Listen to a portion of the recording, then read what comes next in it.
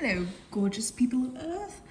Today I'll be reading a fic called Buy One, Get One Free by Snow Wyvern. The summary goes like this.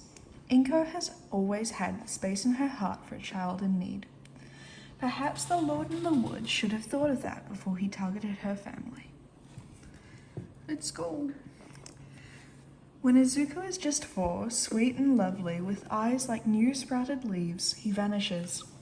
No one else in their little hamlet notices, for in his place is left a child with wild hair like his, though blue-white, not green, and shining eyes like his, though they are red and sparkle like stars instead of fresh leaves, that cries at the drop of a hat, though with anger and frustration instead of joy. But Inko, Izuku's mother, who nursed him at her breast, who is the only parent he's ever known, she sees, she knows. So she swaddles the little blue-haired child with his destructive hands and heads out into the woods. She takes many twists and turns that should not exist. Some, she is sure, she only finds because she has a child of this place with her, and he opens doors inaccessible to her alone. Until at last she stands before a great dark throne where a man sits without a face, cradling her darling Izuku. "Return my son to me," she asks politely. "But I gave you such a lovely replacement," the man chuckles. "Surely the debt is paid." But Inko knows the wily ways of the folk, and she will not be tricked into giving something up in an outpouring of emotion. "Tamura is a lovely gift, dear sir," she says, and hikes the boy higher on her shoulder. "But a freely given gift is not a payment.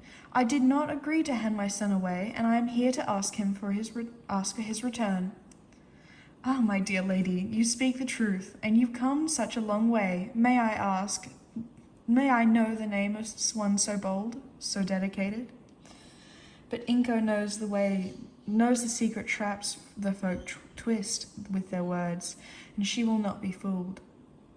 "It is unimportant, dear sir, for you have my son, and I do not believe you wish to increase your debt with me so kindly a gift as his name."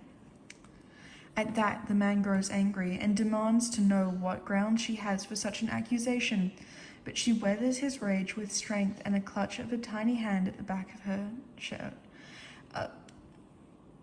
A little face tucked into her neck where the man can't see the falling tears.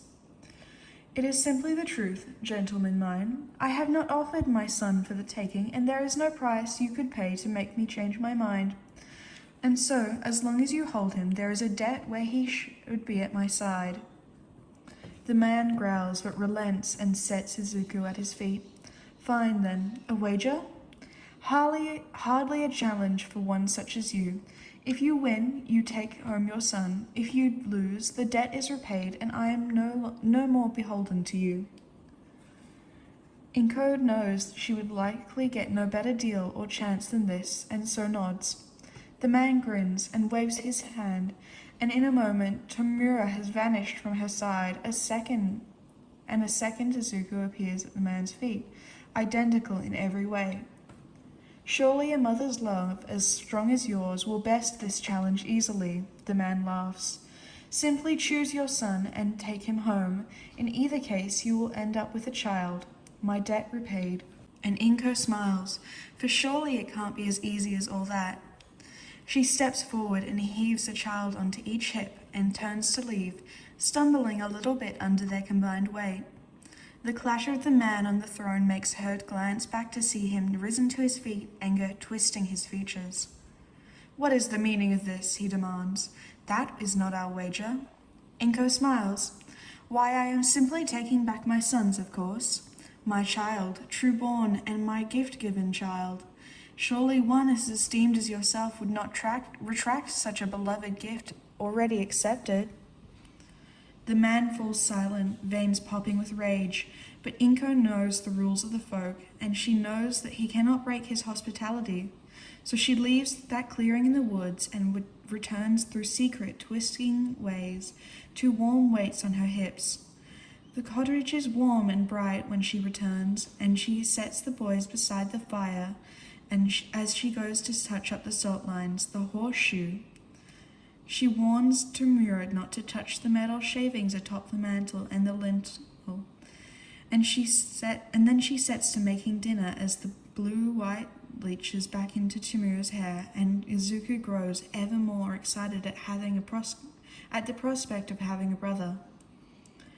There is a village, nestled in the heart of a strange ancient wood, and in that village is a woman, a mother, one who is not foolish enough to give up a precious, freely given gift, with her 2 little boys, opposite in every respect, who play and chase together without reservation. In the woods is a man without a face atop a dark throne, who sits and seethes, and perhaps the 2 boys will have to face him some day for the audacity of their mother, but when they do, they will face him together. Okie dokie, that was that. I really like the fairy AU, so I really hope you guys enjoy it too. A link for the author and the fic should be in the description, but if I can't figure it out, it is from AEO3, and I highly encourage you to check it out. But have a lovely day, and I'm gonna go make cookies and pat my dog.